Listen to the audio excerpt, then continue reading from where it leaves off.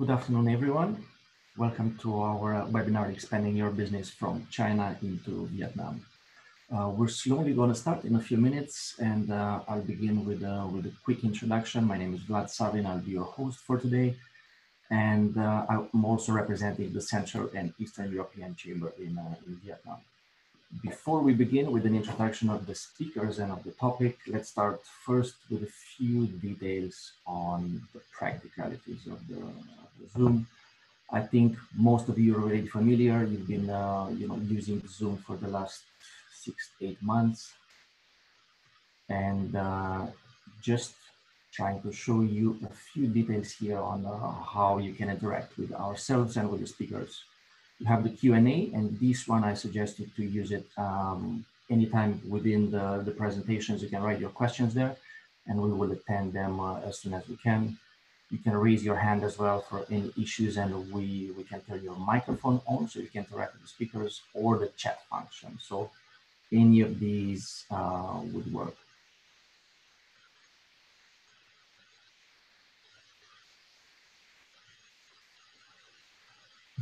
On this slide, we have introductions of the speakers with their profiles. We're going to get to them in a few minutes. Let's wait first for more attendees to log in and join.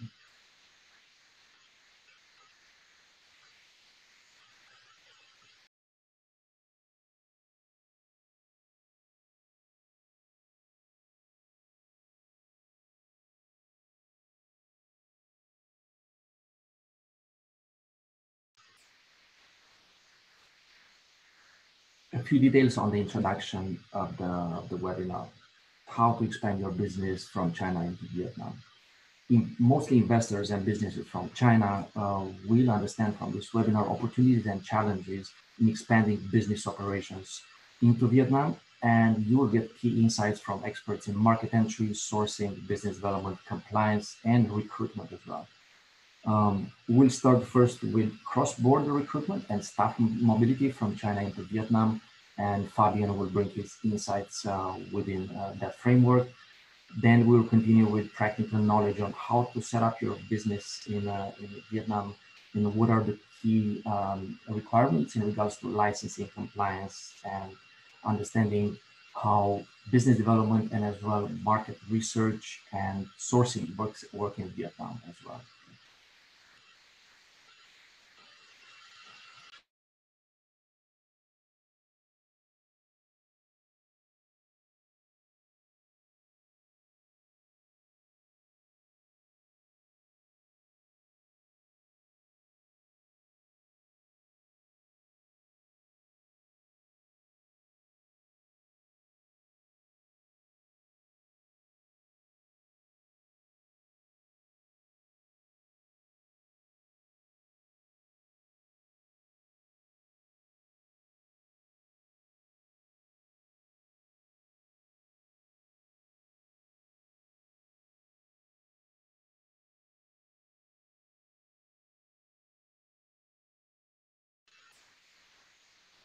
Okay, let's do a quick presentation on the speakers. First of all, we have Fabian Guerin, CEO of Talent Fishers, boutique search and recruitment agency specialized in Asia, with operations in China, Hong Kong, Thailand, Vietnam, Singapore, and India. With experience of over 15 years in the market, he will be the first speaker to start with his presentation on cross-border recruitment and understanding staffing and operations, China and Vietnam. Secondly, we have Thierry Mermet, founder of Source of Asia. He's been here as well for quite a long time, and he's helping out investors with his team of 40 employees to understand how they can undertake their market entry processes here, looking at sourcing, business development, market research, and incubation. And finally, we have Matthew Lowry, managing partner at Domicile Corporate Services. Also in Vietnam for over 15 years, Matthew has extensive experience in compliance, tax advisory for foreign investors, as well as market entry processes and procedures to further understand what are the key requirements to establish yourself as a business in Vietnam. Go ahead. think we can slowly begin the presentation. Let's give it one more minute, and then we can start with Fabian, the first speaker.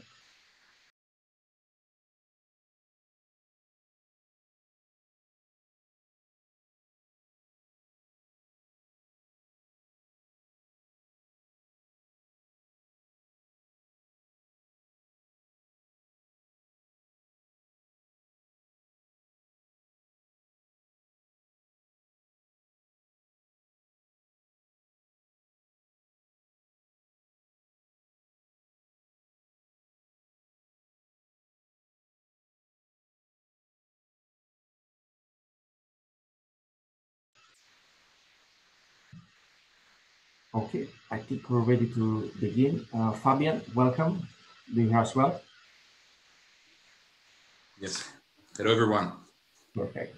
Let me switch the screen to your side, and you can start your presentation.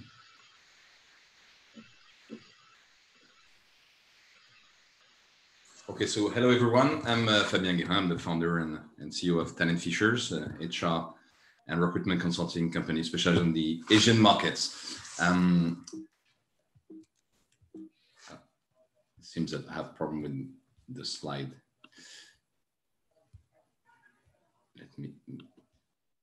Okay, so what we're going to talk today, I'm going to focus a little bit more on the Chinese market because that's where I am now. We have offices in a few countries in Asia, including Vietnam.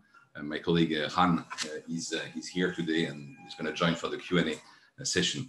But the question which was discussed before this webinar was how the Sino-American trade war and the COVID impacted the Chinese markets, including HR, obviously, and what happened with the transfer of the business to Vietnam.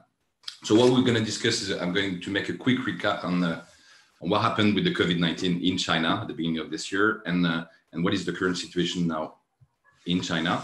We're going to quickly discuss as well what are the new business opportunities which raised or were actually accelerated because or during and because of the COVID-19. And then we're going to address the main topic of today, which is what happened between China and Vietnam and how the transfer or expansion of business in Vietnam from China happened because of this situation. I'm going to use a case of a client, an anonymous client, in the construction material to explain what their strategy was, and the master or the keyword is decoupling. So I'm spoiling a bit the topic of the presentation today, but we're going to talk about lots about decoupling. Finally, I'm going to share a couple of figures to help understand why it's going to be difficult to play without China. China will remain a key focus for most organizations because you cannot do without China, to my opinion. Again, that's only my modest opinion, but I've been in this country for 17 years and working all over Asia for this period. I believe that expansion in the rest of Asia is important, but you cannot do without China. And I'm going to finish with a very short presentation of why I think it's important to focus on the HR topic and why hiring the right profiles for the organization is key to actually plan and succeed in developing all over the region. So starting about the situation in 2020 with the COVID, I'm going to quote three reliable sources of information. And you can see on the dates that basically those sources are very fresh. The New York Times titling that the US say that the virus can be controlled, but China did it. And that's what I can testify being here and working freely in the streets of Shanghai. The Lancet, was a very prestigious and reference from any medical publication, also expressed in the past 2 weeks that China successfully controlled the COVID-19. And McKinsey, which is without a doubt a very serious source of consulting material, also expressed that despite the COVID-19, China is still the world growth engine. So what happened? And this is my testimony as a foreign citizen in China. At the beginning of this year, when I was about to leave with my 4 kids and wife for well-deserved holidays for Chinese New Year, we heard that there was a lockdown in Wuhan. From this information, things became very quickly handled by the Chinese authorities with a very impressive manner. There was a ban on traveling. We were asked to ideally work remotely when it was possible, and factories were shut down. Any form of entertainment was also not banned, but closed. Basically, the borders were closed as well. People could come back if they had a valuable reason to fly back in, but for any other reason, impossible to join China. And of course, we started to have a massive testing campaigns, and anyone suspicious was actually asked to do a quarantine, especially those who were flying in. One thing which is discussed a lot as well was the QR code and the tracking of the itinerary. So basically, China developed this system to make sure that you were not exposed to people with cases of COVID. The reaction was so massive and impressive that already by April, offices were reopening, retails were reopening as well. We could actually go and spend time with friends and clients in restaurants and bars. The only measure was to actually check temperature and wear masks when we were in the metro, for example. By June, the schools were reopened already. This summer, people could travel freely within the country, except for a couple of areas where there were suspect cases of COVID. October, national holidays, millions and hundreds of millions traveling around the country. So as a result, right now, the analysts predict that obviously China has been hit by the crisis, and as written, it's the lowest growth in the past 44 years, but there is still growth, which is already impressive, and it's expected to rebound massively next year. So we can have a smile on our faces and expect to actually do well in China in 2021.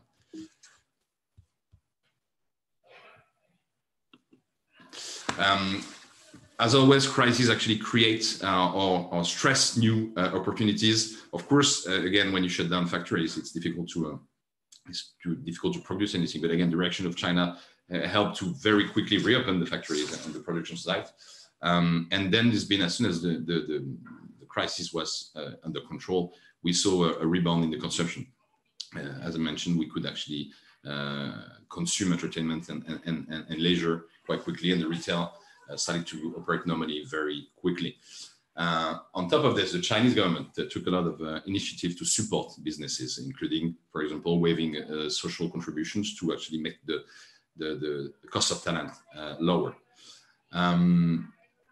That actually gave, for those who had the financial means and the ambitions to boost their activities, enough factors to actually invest more to boost and grow their business here. And of course, China is always has proved to be very efficient in deploying digital ecosystems. This situation taught everyone how to live differently, and boosted obviously everything related to online, including e-commerce, of course, but not only. I mentioned here online entertainment, online education. We learn how to live more and more with digital tools, and how to cooperate more and more with digital tools. That's what we're doing right now with this webinar. And as Vlad mentioned, Zoom became one of the daily or Teams tool that we started to use naturally. On top of this, I think that one thing that China proved is that the way they handled the crisis actually boosted the confidence of foreign investment on the fact that it is a place where you can rely on the infrastructure and the authorities, because when something big happened, it's taken, is handled very well and very quickly. On top of this, the Chinese market, the Chinese local consumption market proved to be one of the first to actually kick on, and where there is growth in China, it's unlikely that we're going to see the same effects, for example, in my home country in France or in Western countries. So that's where you probably need to invest if you want to generate growth. And the local market offers the right ecosystem to actually deliver that. We work with a lot of clients, of course, doing executive search, headhunting, recruitment projects for them, and we work all over the region.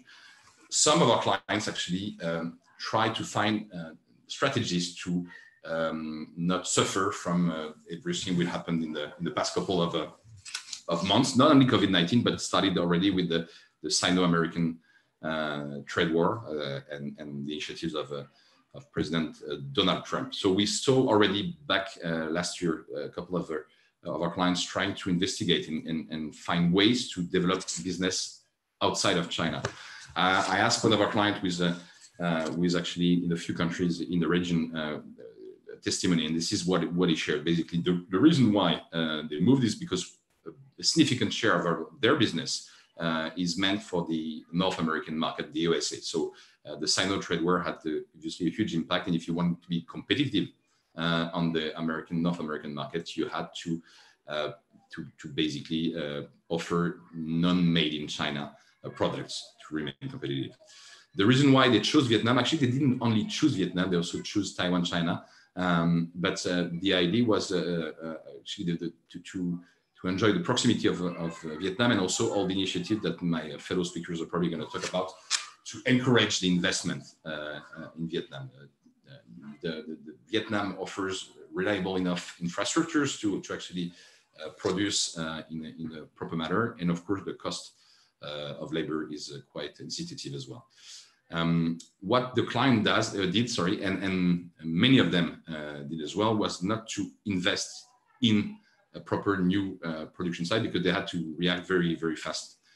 And what they choose is partners. Again, they had to react very, very quickly, but also they knew that Vietnam is a very different market, and the learning curve couldn't be shortcutted, because at the end of the day, working in the new ecosystem takes a lot of time to learn, to play with the regulations, to basically do as you should. And of course, you can use consulting or partners to support you in this, but still the learning curve is important. So what they choose to do is actually to work with local partners, hiring local teams with us to develop the local business, but they choose to work with local partners and trying to divide the risk as well. So Taiwan, China, one in Hanoi and one in Ho Chi Minh.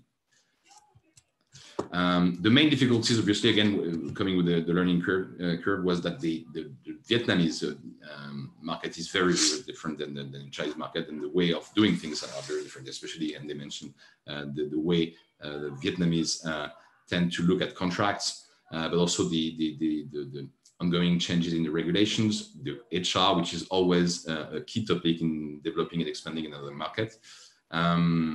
And of course, the hidden cost that you cannot foresee. However, this client is still in Vietnam and is actually extremely satisfied of this investment.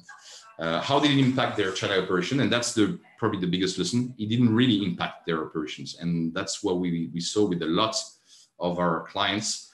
Although they invested in other countries, and Vietnam being the main place where they would actually develop additional activities, they still kept on investing in China. So basically, that's the decoupling strategy that I mentioned before, investing outside of China for specific markets, but also investing in China.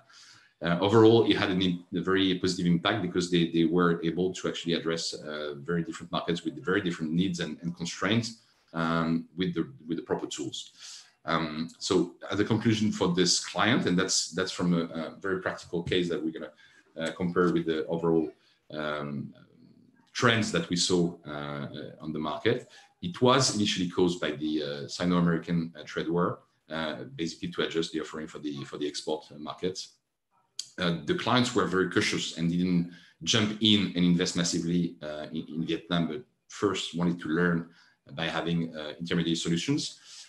HR is always and was in most cases, and in this case specifically, the key factor, because you need to learn how to work with the people locally, and that's always very different from one culture to another. And again, it was more decoupling rather than transferring. So again, that's the pattern that I mentioned before. American trade war. President Donald Trump wanted to actually incite businesses to move back to the US. It didn't work exactly as he expected. Some of them did, but a lot of them chose to find new alternative locations within the Asian region. That affected mostly American companies. At least that's what we saw within our clients, and specifically those who were exporting in the US.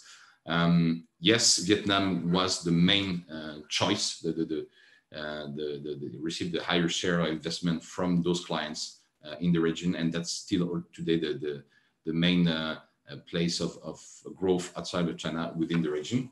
That's mostly due to cost of labor, and that affected mostly less technologic industries, where China remains very competitive when it gets more and more competitive. We, as you probably know, Tesla's plants were stopped, and there were thoughts of relocating to other locations, to other places in Asia. But at the end of the day, and I'm quoting Elon Musk, who's probably more credible than myself on this matter, saying that at the end of the day, China proved, as I mentioned before, to be extremely competitive, and probably the most competitive in the world during this specific crisis. So, as a conclusion of this part, basically what we witness is that it's mostly not a transfer of business from China to other markets, including Vietnam, but rather decoupling of business.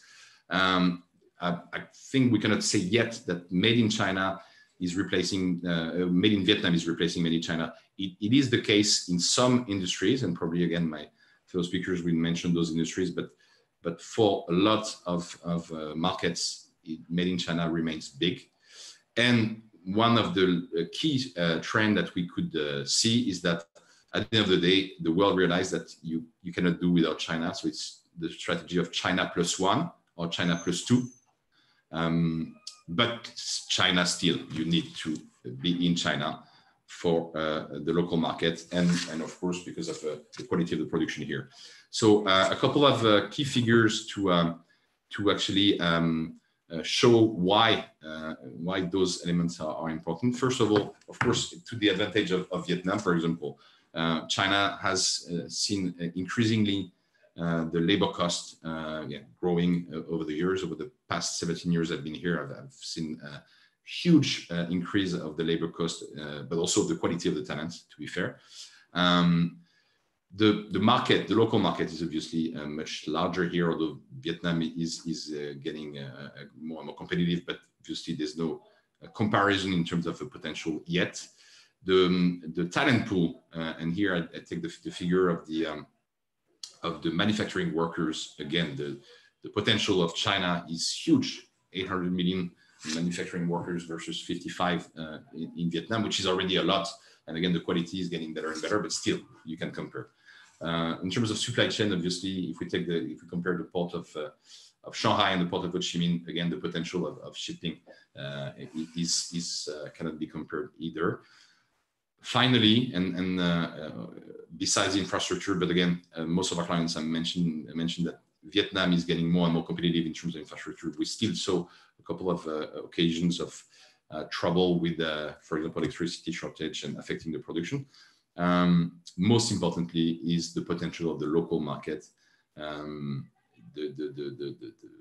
The Chinese population is consuming, they're spending a lot, they have a strong appetite for a large variety of products, including Chinese products and international products. And obviously producing in China for China makes a lot of sense.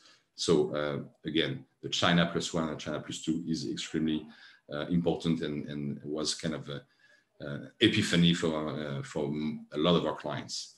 What do we do in this ecosystem? Just quickly, Well, basically, we're, as I mentioned, international expansion requires using a lot of talents. However you use those talents, you either hire those talents or you need advising, or you need experts to work on specific project. That's what we do. We are a one-stop solution provider for anything related to talent, with a strong focus, obviously, on recruitment. We believe that recruitment is an extremely important matter when you invest, and that you shouldn't be cheap, and in terms of financial investment, but also in terms of the time you spend in preparing and managing those hirings. We also believe that we are going to be more and more into what the market says being a VUCA environment, which again means volatile, uncertain, complex, and ambiguous. And to do that, you need reliable partners who have a vision and values, who understand what you're doing and are able to do tailor-made solutions, deliver tailor-made solutions for you, where the clarity of the delivery is key, and agile. We need to be more and more creative in transferring skills from one industry to the other. That's what we do. We also transfer skills from one country to the other.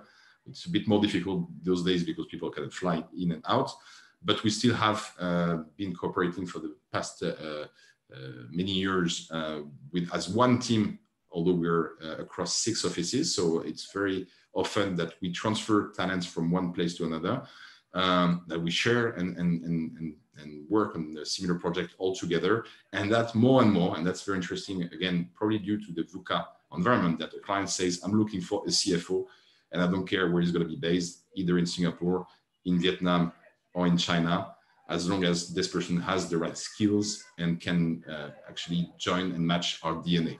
So that's very interesting, and that's been accelerating with the COVID-19 especially. Again, we believe that all levels are important, quite important, so we don't snub any kind of need from our clients. And we try to be, again, the one partner which is going to be helping the clients either transferring, decoupling, deploying their activities in Asia, through Asia, from the HR point of view. That's it for this presentation. Of course, you can reach out to me by email if you want, and of course, I'm remaining available for the Q&A. Thank you, Fabian. I really enjoyed your presentation, especially the case studies, the ones about manufacturing, and all the others to really show actually what are the differences between China and Vietnam from their perspective, and how they actually look at the operational scope of the company, expanding and transferring their resources and technology and people. And they have to balance all of these together to make sure that the China +1 or China +2 strategy does work. So thank you again. We'll get back to you as well with a few questions at the Q&A at the end. Just 1 second. I don't know if Thierry is... Yes, Vlad. Welcome, Thierry. Okay, I can share the screen.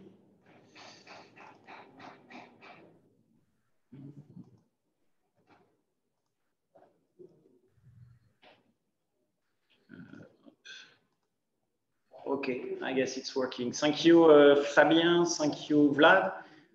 Hello to everyone. So I will start with a quick introduction about myself. I've been working and living in Vietnam for 20 years.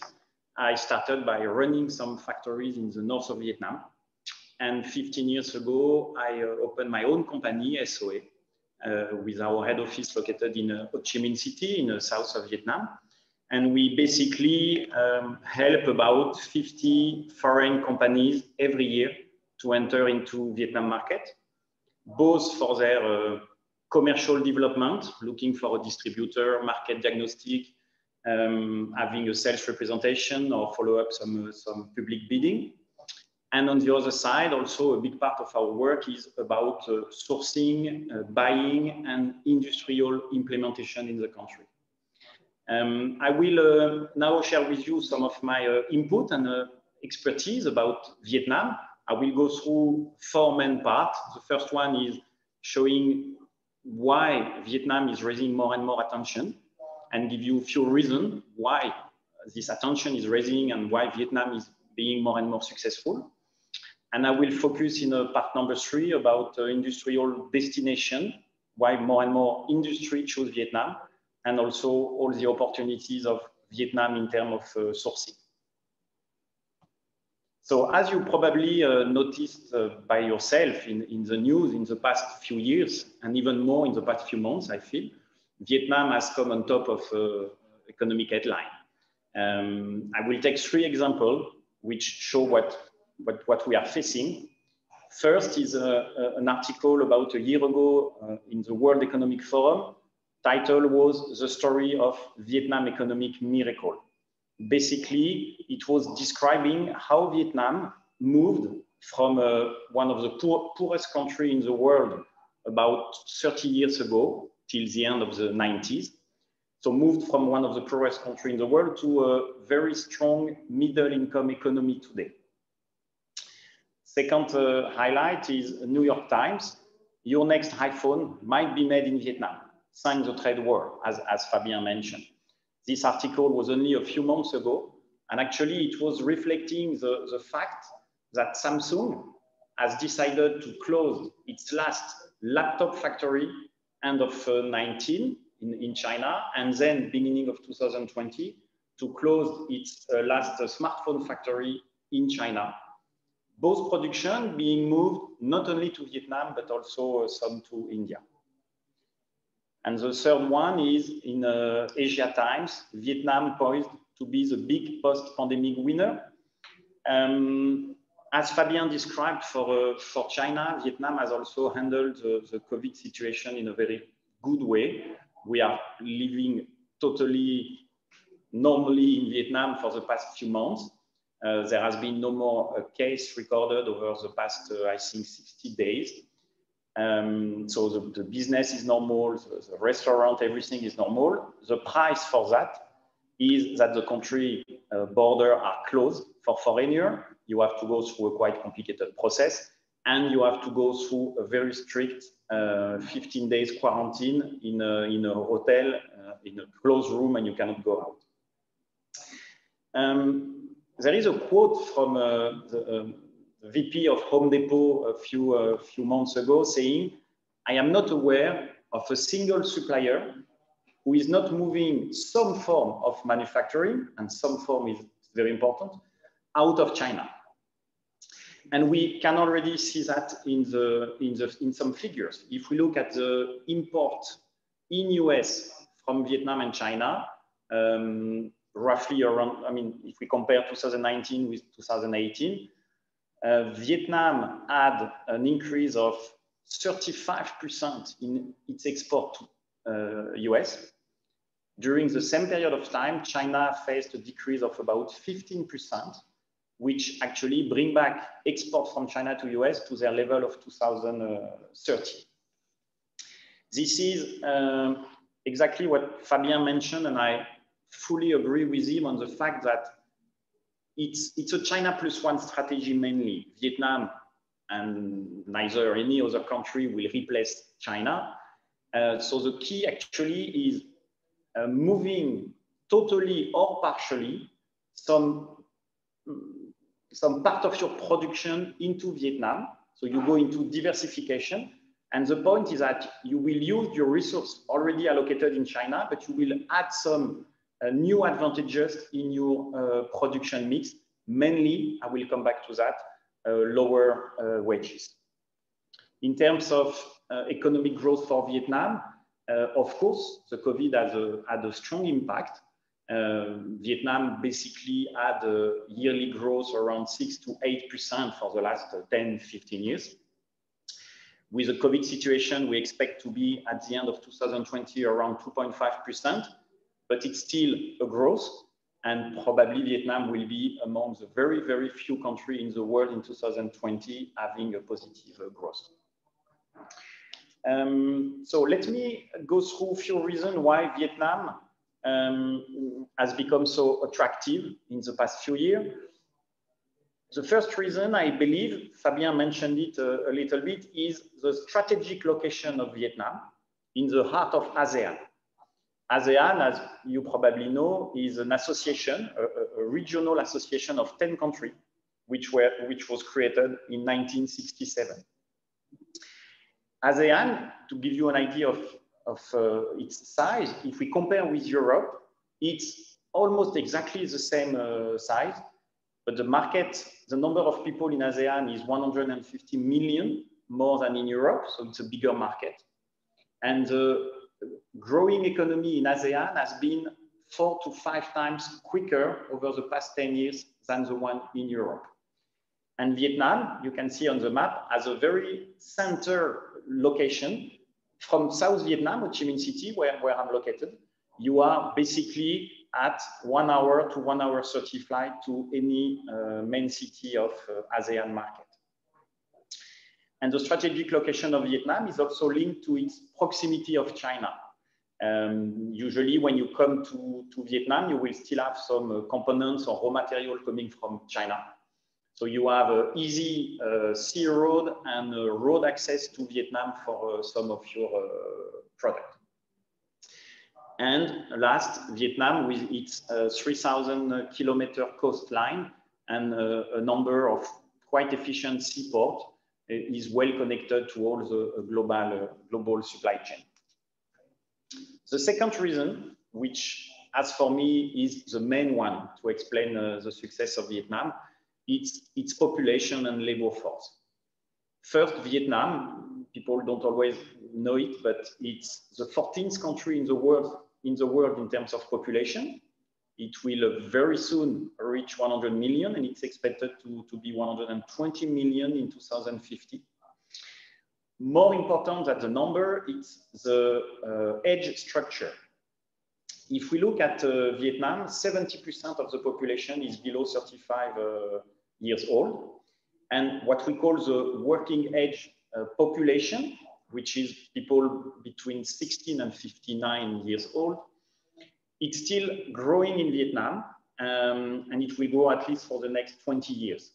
While in China, China has reached its peak in 2011, and the working age population is decreasing. By 2050, we expect about 200 million, out of a large number, of course, but 200 million workers will leave this working age population segment.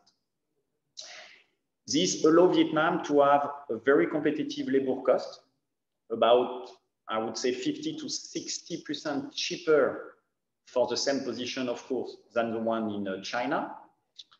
Of course, we have to be fair, and the productivity in Vietnam is lower than the one in China, even if there has been quite a lot of improvement recently. But all these give you a very strong advantage if your production requires quite a high percentage of labor cost. Next reason is that Vietnam has chosen for the last 30 years, and the government has never changed its mind for this issue. Vietnam has chosen a stable pro-business policy. Everything started in 1986 with what we call the Doi Moi, which is the start of the economic reform and the opening of the country. Since that time, Vietnam has done everything to join main world organizations like ASEAN, like World Trade Organization, and to sign also many foreign trade agreements. I will come back to that. The desire of the government to attract foreign investment can be seen also in the high percentage of its GDP, it's about 6%, that is spent into infrastructure, which was a kind of weakness for Vietnam. It's still a weakness, but some improvement have been done. So Vietnam is spending for its infrastructure much more than any of its neighbors in Southeast Asia. In terms of foreign trade agreement, Vietnam is a country who signed the most number of agreements with all main countries like Korea, Japan. The last one to enter into force 1st August, just a couple of months ago, is the EVFTA with the European Union. And the consequence of this foreign trade agreement will be that 99% of the import tax will be down to 0 within the next 7 years. Both, of course, for products coming from Europe to Vietnam, or for products that you could ship from Vietnam to Europe.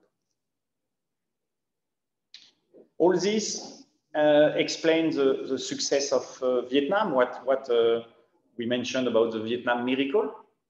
If you look at the GDP per capita, it was barely above $250 up to the end of the 90s. It has been multiplied by more than 10 to reach close to 3,000 today, and it's expected to keep on growing in the next few years. If we look at some global ranking, we can see that Vietnam is now the 44th economy in the world, which is a remarkable 60 position gain in the last 10 years. And Vietnam is doing very well if you look at like competitive index or security index. Foreign direct investment in Vietnam is one of the main parts of its success and its growth over the past few years. It's between 15 and 20 billion US dollars a year of new foreign investment coming. And Vietnam, again, this can be quite surprising. It's today the 8th country in the world in terms of top investment destination. I will focus a bit more on the industrial market and industrial park. For the reason that Fabien mentioned, the trade war and the COVID situation, and some company wants to, don't want to put all their eggs in the same basket. They are looking at alternative, and Vietnam usually is chosen by about 20 to 25 companies out of 100 leaving or adding a new country to their China-based location. Accordingly, Vietnam has developed a lot of industrial park. We today have a bit more than 250 industrial parks in Vietnam, mainly located in the north around Hanoi and Hai Phong port, and in the south around Ho Chi Minh City, with a quite interesting growth also of the center of Vietnam around Da Nang. Today, this industrial park gathers a bit more than 3.5 million workers. In terms of sector, I will come back to that a bit later. There is no big differences between north and south of Vietnam. Machinery, electronics, metal product, textile being the main one. You can see, we will send you the presentation later, so you can have more time to look at this company, but you can see that quite a lot of companies from different countries have come to Vietnam. US mentioned, Fabien mentioned the reason why has been a strong push. And also, a lot of company, Taiwanese, Korean, Japanese, and Chinese companies moved to Vietnam because with a production and a CO in Vietnam, you can export back to US with a much lower import tax than directly from China.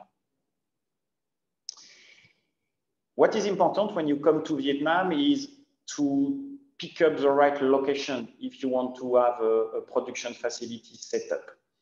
I mentioned the north, center, and south of Vietnam. So you can look at the occupancy rate, which is a bit higher in the north, about 90%, and a bit below 80% in the south, with the price a little bit higher in the south in terms of renting price by square meter. If you compare Vietnam with a country like Thailand or Malaysia or Indonesia, the renting of a square meter in an industrial zone in Vietnam is between 40 to 50% cheaper than the one in this industry country I mentioned. You can also look, and usually your service provider or the industrial developers that you will choose can help you to go through this.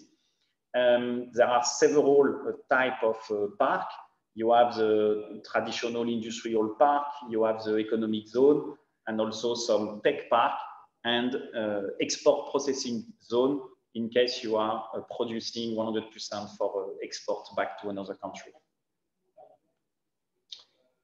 In terms of infrastructure, I mentioned that this has been a weakness for Vietnam and it started to change, but it will take a bit of time. It's also quite important to have a look at what will be the new infrastructure developed in the next 5 to 10 years. It can take time. We are still waiting for the subway in Saigon, for instance, which was supposed to start 2 years ago and probably will not be before 2022.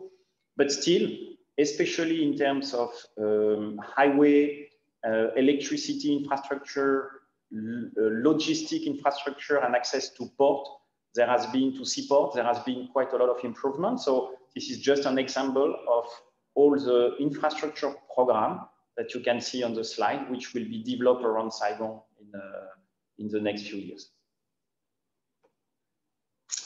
Another part which can be interesting to know is that in Vietnam, most of the industrial developer and mainly BW Industrial, which helped me to build up some information about this, are proposing what we call ready-built factory, which is a good alternative to the traditional long-term land lease. Fabien mentioned that sometimes, company needs to move part of their production quite quickly to a new place. If you go through the long-term land lease, the process for your license and the process for the construction will be quite long.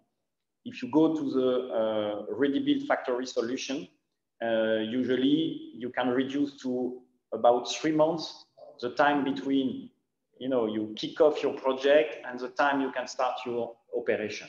And this is much more flexible also in terms of size. So think about it. Vietnam has developed a lot of solutions which can be good alternative in your industrial setup. Sourcing is also an important part in Vietnam because some companies come for their production, but they might still need some sourcing of a sub-supplier around their own facility. And we have quite a few customers who come through us for some sourcing. They will start by buying or finding a local partner, a production partner, and then they will start their own factory. So Vietnam has some advantages. First, I feel that Vietnam is the most diversified country in terms of type of product and sector in Southeast Asia.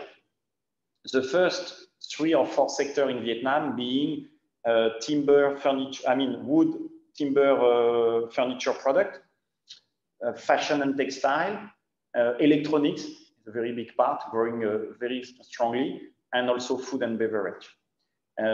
Vietnam export have been growing a lot, as you can see on the graph in the past 10 to 15 years.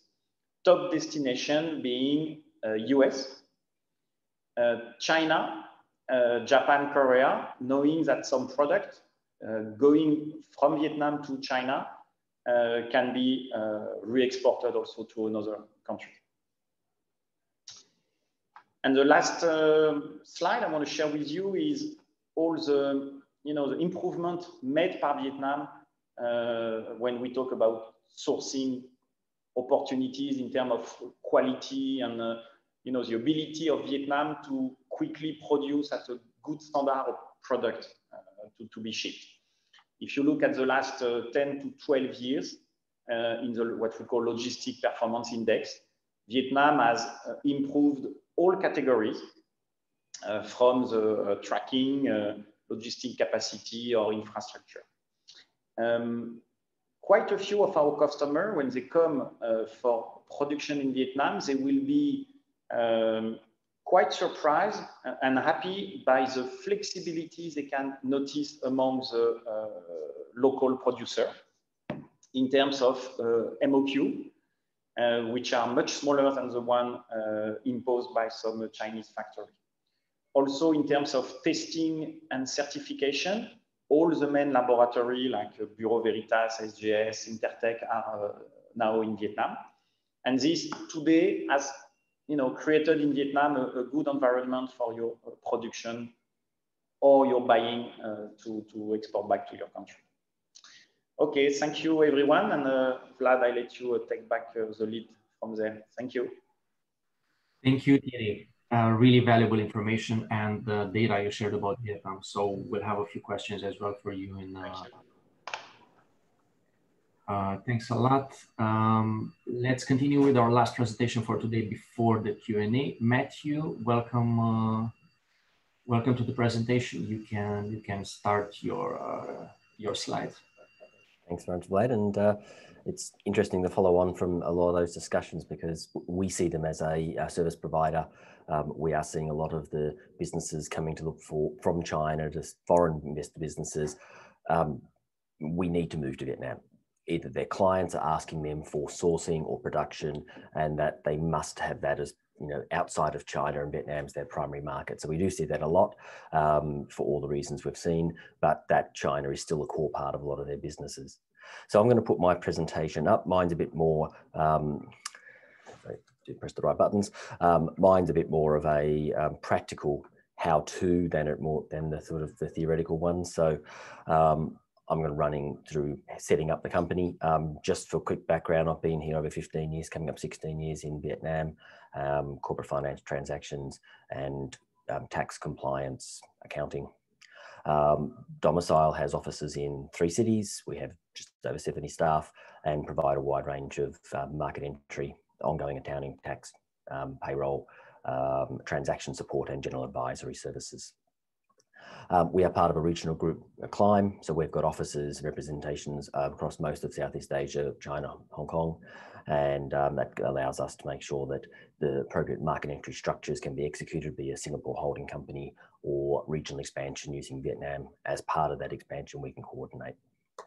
But more importantly, on to sort of talking about the companies, the structures, and what we can do.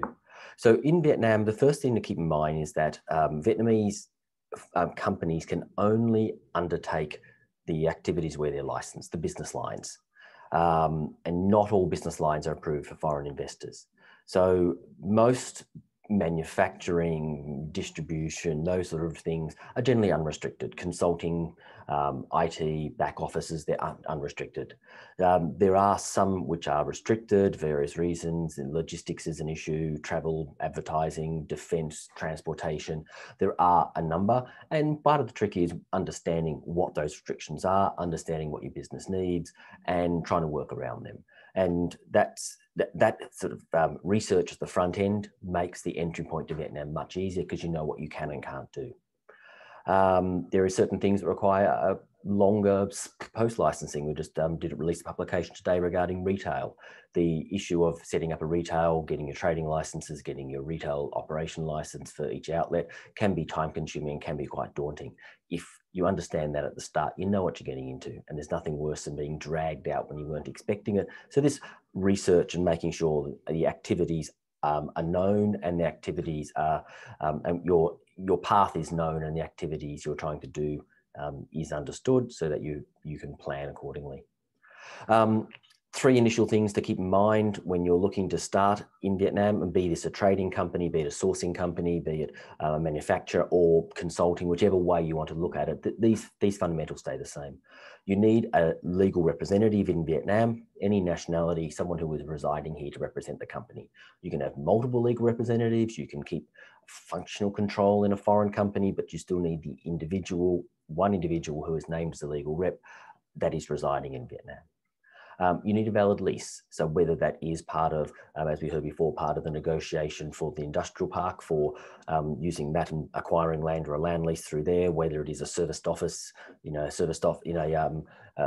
office building or something, you need a permanent place of business to start to register your business. And that is an important part. And you can't just be a virtual address. It needs to have some sort of physicality about it. And that you must have evidence that you can complete your commitment, because once the company is established, you've got 90 days to bring in the agreed capital. For most sectors, there is no physical minimum capital required by law, but the authorities do have general rules of thumbs of what they expect you to bring in. And honestly, it's commensurate with the business models. They want foreign businesses to bring in capital that will help them fund the business that they're committing to and the businesses that are coming in. And they need to prove they have the capacity before you can start the process, because you need to bring it in anyway. And the other thing to keep in mind is that all foreign documents need to be notarized and legalized. And this is a frustrating part. They need to go through the embassy, could be a foreign office, the Vietnamese embassy abroad. Sometimes the foreign embassies in Vietnam can do those documents, but not always. And that documentation is sometimes the most painful process at the front end is getting it through the regulatory authorities in the home country. And less so that it may be time consuming in Vietnam, but the frustrations of taking foreign documents around to 4 different offices in your home country can sort of make things a bit disheartening at the front end, but it's worth the effort to do that. This is a typical timeline for a standard foreign invested company to be set up. This is by no means what everyone will experience. It may differ depending on the industrial park who actually have the licensing authority for the IRC part. It may differ if its particular business lines are restricted, and so that individual experiences can vary. But this is a typical unrestricted, very general business operation where it's 7 weeks, maybe 8 weeks, and you can have your company up and running. That does assume that in the first 2 weeks discussion preparation, the foreign documents are prepared and being sent to Vietnam to utilize.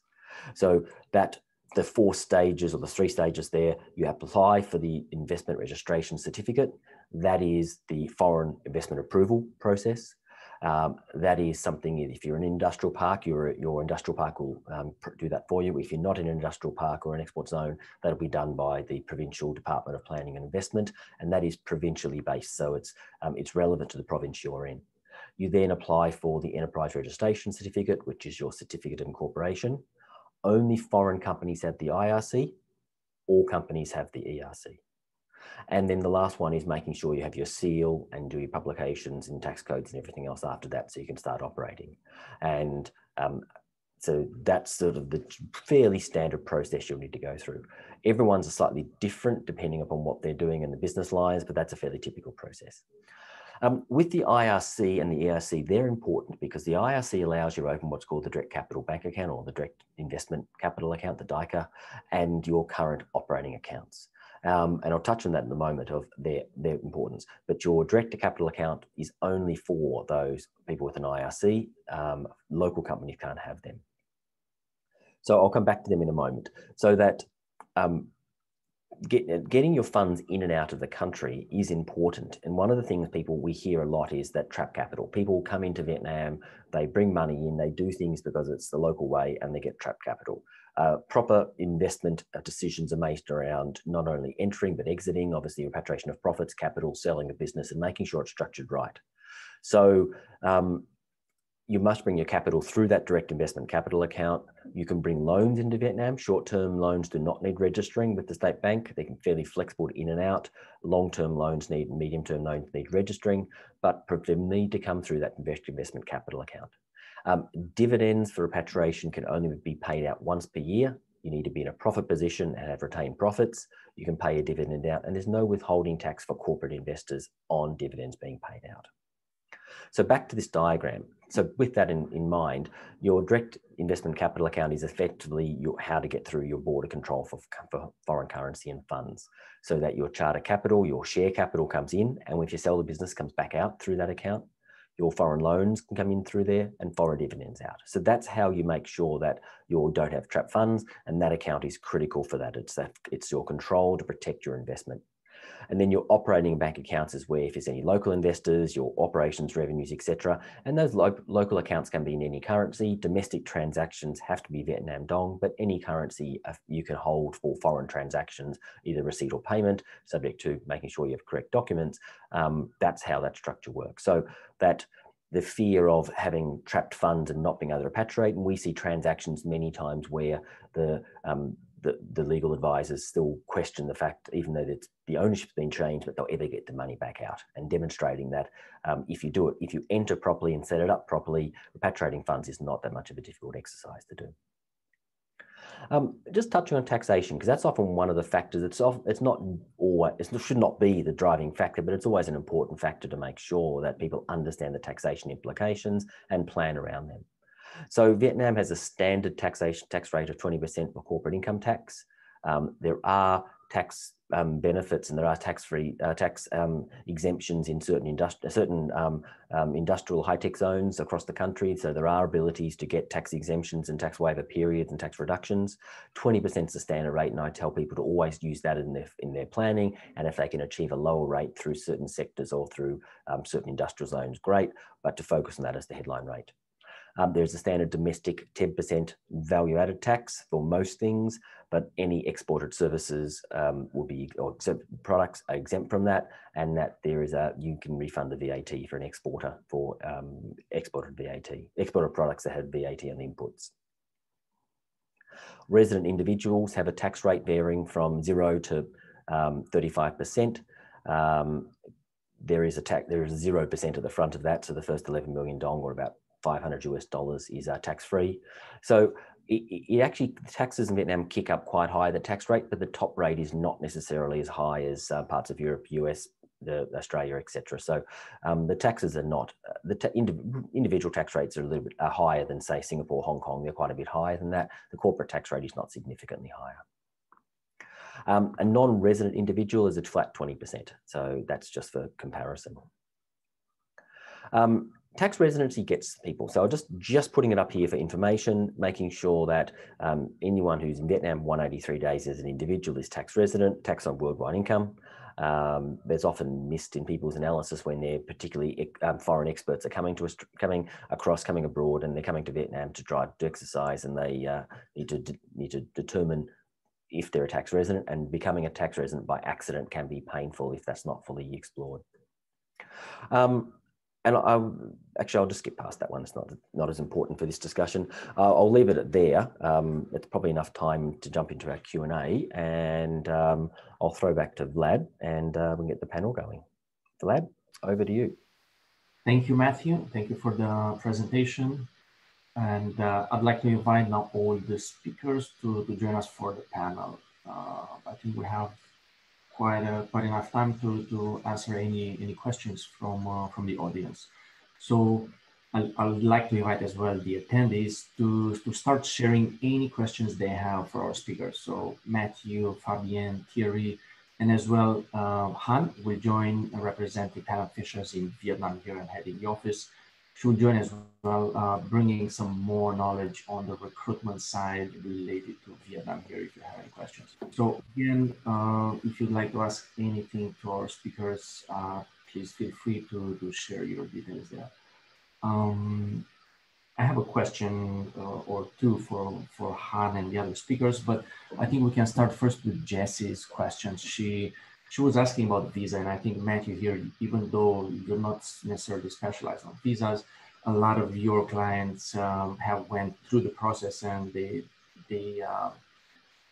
require to understand how would they get a visa here for a company. So the question would be, how do you issue a business visa or a foreign export visa, and what is the process there? Potentially, we can recommend as well a company to do that.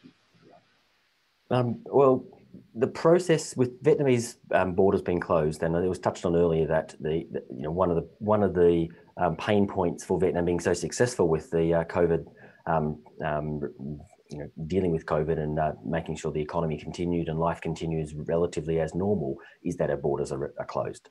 So to come into Vietnam, you need to be an expert, you need to be invited by a Vietnamese company. And that was really difficult early on. It's getting much easier and much cheaper. So the costs involved in it have gone down, but it's still a laborious process to get the approvals from the People's Committee, to get the approval from the immigration, to get the approval to enter with all the quarantine facility, everything else. And it is taking a long time. To be honest, there is not one single agent as better than others. There are a range.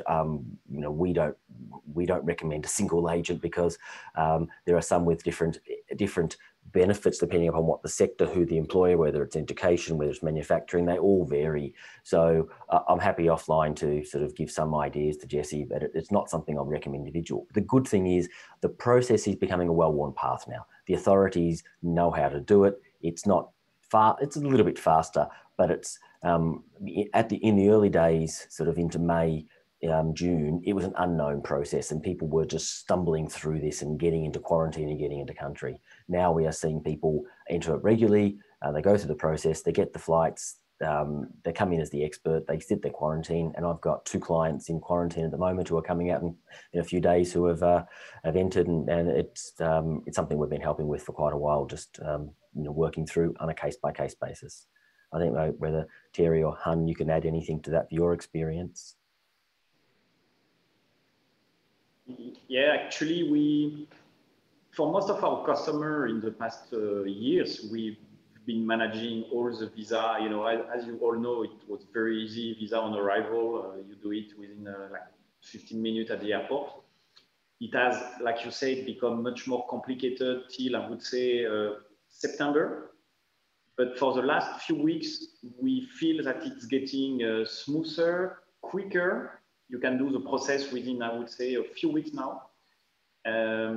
Still has quite high cost because of the hotel you have to choose and quarantine.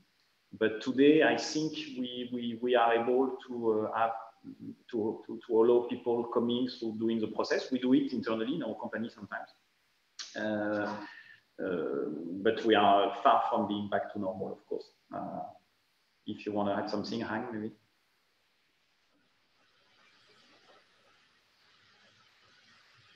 Han, can you open from your experience on we're great. From your experience with on recruitment side, would you like to add anything related to visa for people coming in and start to work here? I think on the visa from our experience that when we hire candidates for our foreign companies, when we hire expat moving to Vietnam, it's actually quite easy if we can submit a set of the required documents. But in the recent period, it's going to be slowly delayed due to the COVID time. So I would say if we can, if the client, so we can support the client to work with a local trusted visa agent, then we can get it done quite quickly within 1 or 2 months. Okay. We have one more question here. I think maybe Thierry and maybe Matthew can add some value here. How COVID-19 can impact or delay the process of moving new production investments into Vietnam? If you can have an estimation as well on a realistic delay or impact here. Thierry, that's you. I mean, I would split the process into 2 parts. There are a lot of things that you can do even if you cannot come to the country, which is choosing your location, finding the industrial park, for instance, where you want to put your factory, which is meeting with some sub-supplier or partners. All this, we are currently doing it for many customers. And we have been able with like one French company located in China who wants to open another factory here to go up to the selection and the agreement with an industrial zone where they can put their factories. All this they can do without coming to the country. The issue will start when, and I think Hang, you can add some value, when the licensing process will start, because this is not what we're doing. And I think you can probably start the process by not being in Vietnam, but at one stage, you will have, I guess, to delegate the authority to a local nominee director or to go through the quarantine and come. But this is what I suggest when I advise all our customers is don't wait for the border to reopen to start looking at what you want to do in Vietnam. Otherwise, you will lose 3, 4, 5 months. There are a lot of things you can do in terms of selecting partner or location. And on the Vietnamese side, people are very open to keep on discussing. So we are actually handling a lot of meeting, online meeting, when my team go on site in an industrial zone or in a distributor office, and we connect with our client and we manage the meeting online by putting people together. But then when we come to the licensing process, which is also part of the question, maybe Han or you can add, because I don't really know how it can be managed without coming. Matthew, I think you can bring some value here on the licensing. One of the things that we've benefited from during the COVID, and it's helped with sort of our business to keep growing during a period, is those foreign investors getting their structures set up ready for expansion and not letting COVID slow them down. So, Jerry, exactly that. And you don't have to be here. And the issue with that process realistically is going to be that legal representative. We have a panel of individuals we refer that can actually help them out in an executive capacity, a part-time capacity, but I see exactly what Terry said is, you can get your company structure set up, but that should run parallel with and should not be confused with the relationship building, this location determination, the suppliers, the factories. I've got one particular client who is Singapore, New Zealand, Australian invested who were just starting to set up their company. The legal rep was trapped outside the country with the borders closed in March. He is not yet back, but they have got their factory, they've got production, got everything up and running, and they have not been in country, been allowed to be in country yet. They've finished setting up the company, getting the factory, getting operations going and exporting, and being very successful. He's about to enter quarantine now to come back, and everything has been done remotely using people who are in country already and very flexible in making things work. So from the licensing perspective, it's a documentation issue, just of couriering things back and forth. There's no great changes COVID for that. Another one which comes in, by the way, is banking. People often get worried because how do you open a bank account if you're not here in person? Companies don't need to present in person to open bank accounts with most banks. They simply need the legalized documents. So you can do that again from abroad and get everything up and running. So that allows you to get your structure up and running, but your structure is not the biggest concern. Focus on the business itself, focus on those relationships, your staffing, the people where they need to be, and those operations, and get things moving. And we're seeing that is definitely something foreign investors are doing and getting ready for Vietnam as a foundation for the future as they want to grow. Yeah, and I want to add something. There are also a lot of things you can start without being here. Fabien can hire people for you, and you can start to work with them. You can put on a wage hosting for a solution for a few weeks or few months. You can also find some company. We actually do it for some customer. We can use our import license to get a sample or product coming into Vietnam and to be displayed with some partner or whatever. So there are a lot of things you can actually kick off without being here. And this is really, again, my advice, so that you can go full speed as soon as the border will return. Thank you, Thierry. One more question we have related to capital investment. How can you bring in capital investment without triggering a taxable event for US citizens when you're funding the company from the headquarters? Maybe Matthew can answer this one. So it's a somewhat strange question, but it may be because the way I explained earlier. So the injection of capital in Vietnam is akin to buying shares. It's a share investment process. A standard limited liability company doesn't have shares. It's percentage of capital contributed, but a joint stock company does have shares, and it's just simply a capital acquisition. So it's no different from a capital acquisition anywhere else. The difference is that once the company's been established, you have 90 days to complete the injection of the capital, which is effectively pay for the shares you're committed to buy.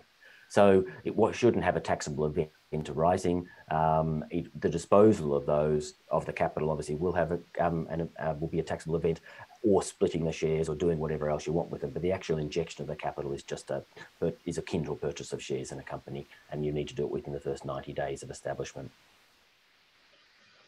Okay, thank you. I hope that one answered the question. Until we find one or two more questions from the audience, I'd like to ask Han with coming back a bit on recruitment in Vietnam, because we're talking about actually China expanding into Vietnam and of course sending in people here. How does that work during COVID, and what are the differences from your perspective here in Vietnam on the ground with bringing experts from China into Vietnam here? If you can start your microphone.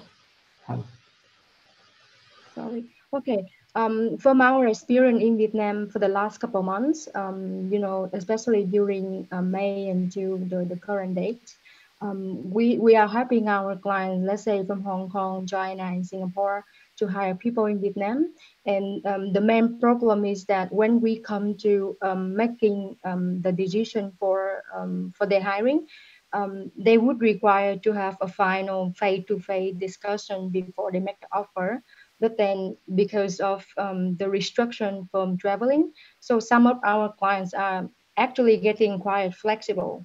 So they cannot wait until December, or they cannot wait until next year to finalize the offer. So some of them actually, you know, being flexible in terms of interviewing our candidates and pushing the project, the process to make the placement without seeing them in person.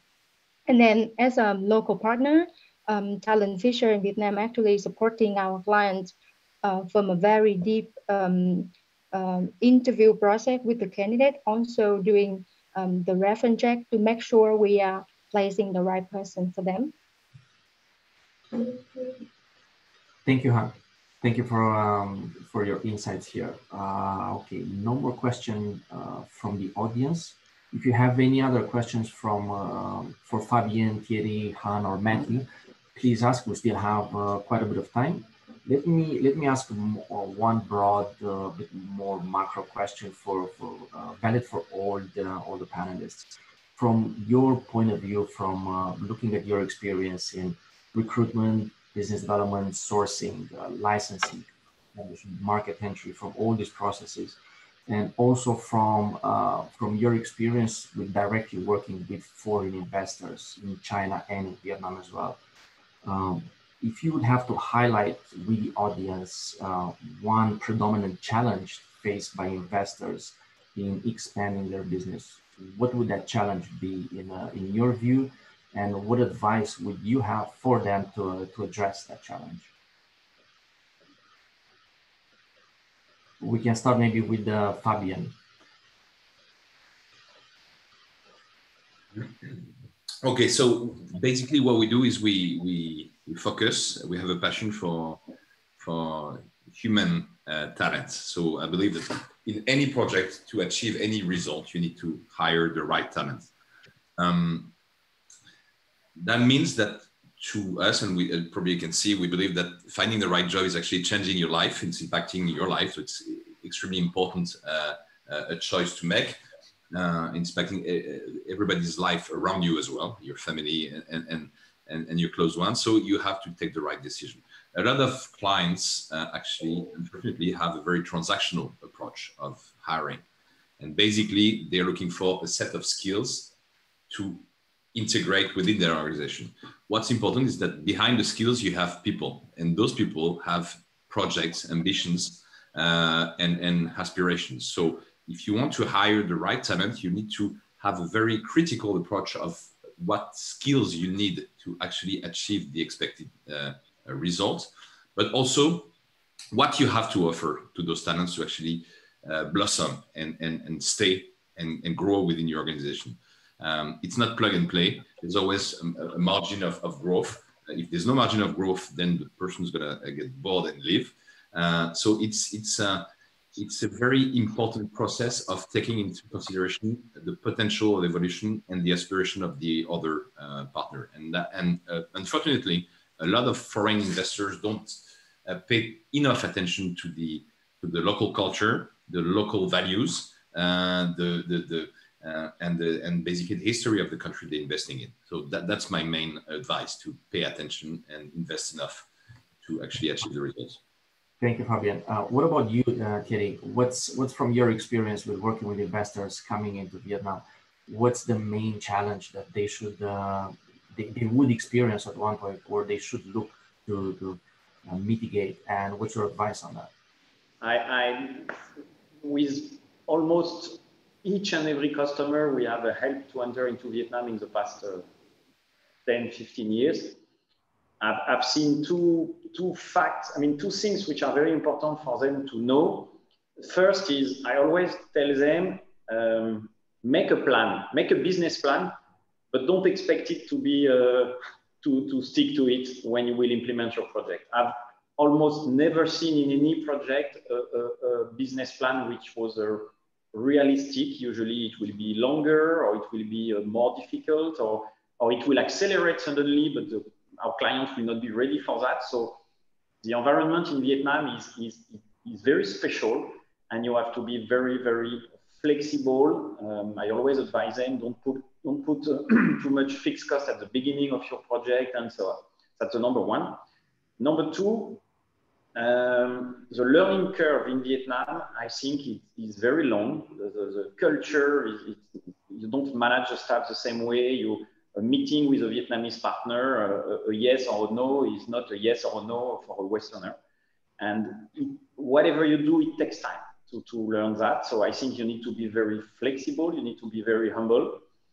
You need either to be helped by people who have been not only to push our services, but who have been working in Vietnam and doing the same issue, the same mistake in the past, so they will help you to react, or to give you time to reach some point where your business will be stable. This is really what I've seen in the vast majority of the cases and customer we help. So being flexible, take time, and get support of good staff and people living in the country.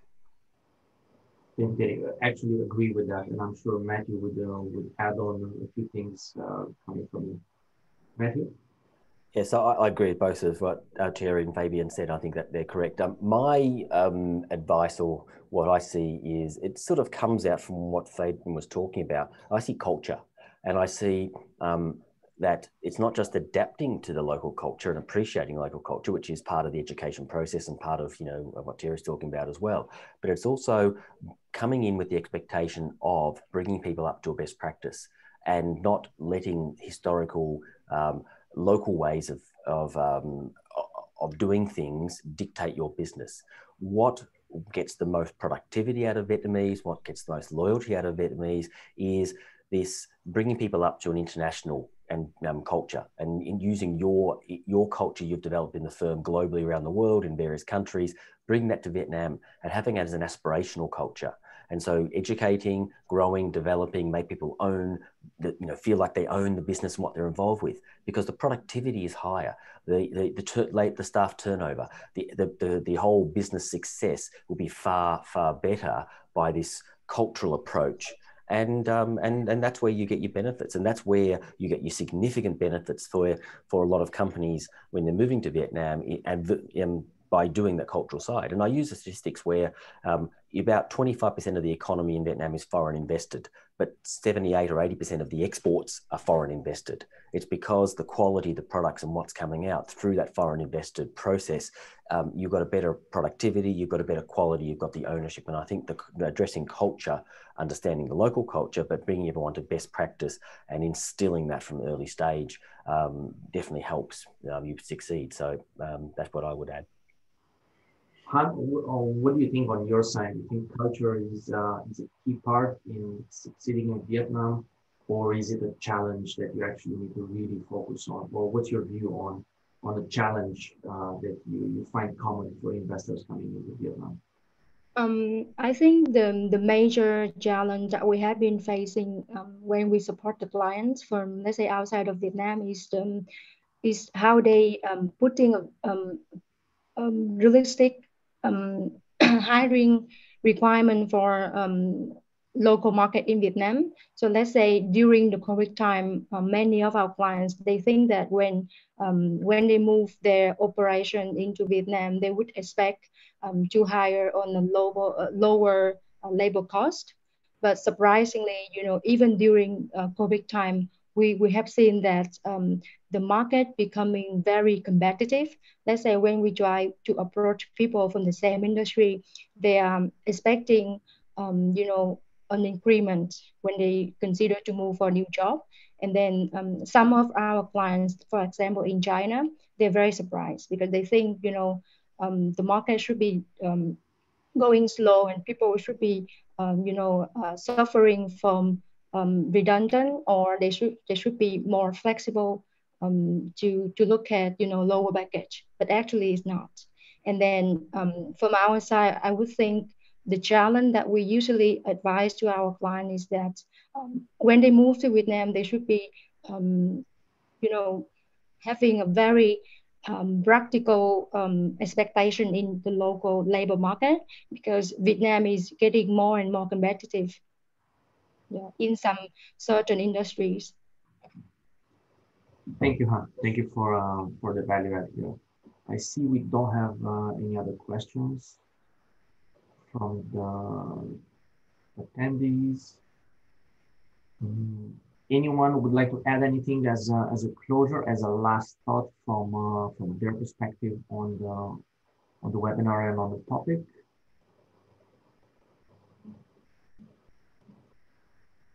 Fabian, you're right. Okay. Well, again, I think, and that's what I stress in my presentation, but we are living strange times. And I think that's only the beginning of those strange times, and we have to adjust. Being an aging man, flexibility is getting more and more difficult, but we have to adjust. The VUCA ecosystem is definitely something we'll have to adapt. So again, when in difficult times, what's important is to focus on what's essential. For us, that's people, obviously, but definitely have to be more agile, more creative, and focus on what's important. Thank you. All right.